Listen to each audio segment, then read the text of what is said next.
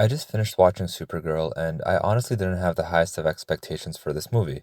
I also tried not to have super low expectations either, despite the online discourse surrounding the movie along with its box office performance so far. I was expecting a 5 or 6 out of 10 movie, nothing special, nothing awful, just mid, and honestly I was right. Spoilers. There's two central characters in this movie, Kara and Ruthie. Ruthie's family is killed right in front of her by the painfully bland and forgettable villain of this movie, Krem, the leader of a band of space pirates. How that situation went down I thought was pretty stupid. Ruthie's brother has earphones on, oblivious to the meeting between their parents and Krem, jumps out to scare Ruthie as a joke, startling Krem to throw an axe into his back, and that's how it all starts. And I was wondering, did the parents not tell their children, hey, a notorious, ruthless space pirate is coming here, stay put, be alert, and don't do anything stupid? Anyways, Ruthie runs into Kara, who's celebrating her 23rd birthday, bar/planet hopping, just getting shit-faced day after day. Nice. Ruthie asks Kara to help her with her quest for vengeance, and obviously Kara initially refuses, but at the 15-minute mark, I realized something's going to happen where Kara changes her mind or reluctantly helps Ruthie, and in that process, Kara finds her hope and humanity as she's pretty jaded, wary, and cynical in the beginning of the movie. So that catalyst ended up being Krem shooting Krypto with a poison dart that'll kill Krypto in 3 days if Kara doesn't get the antidote from Krem.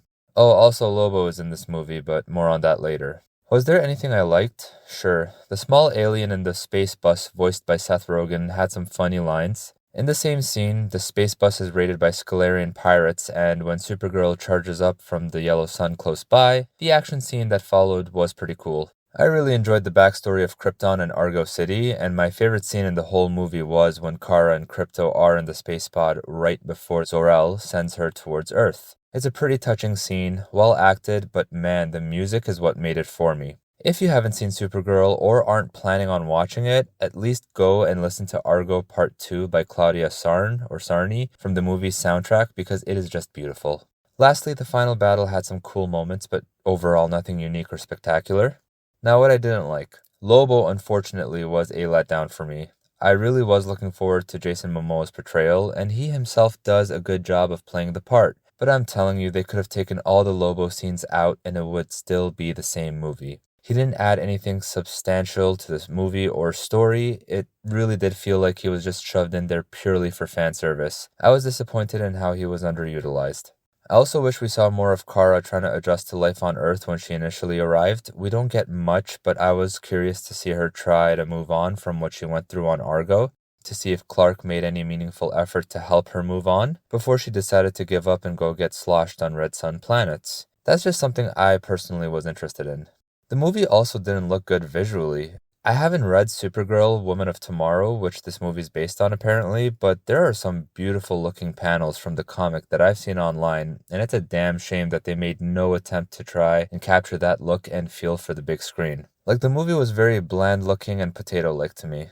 Krem has got to be up there as one of the most underwhelming, forgettable, cookie-cutter villains I've come across. Yeah, him and his band of pirates are evil and they do some awful things, like kidnapping girls to force them to have their brigand babies, and the shock and horror of it all may stick with some viewers, but with no personality, motivations, interesting dynamic with the protagonists, anything unique, to me, Krem is a nothing character who does evil things.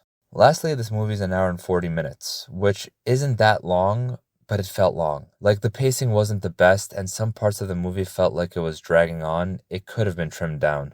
All in all, it's not an offensively bad movie, but it's nothing good either.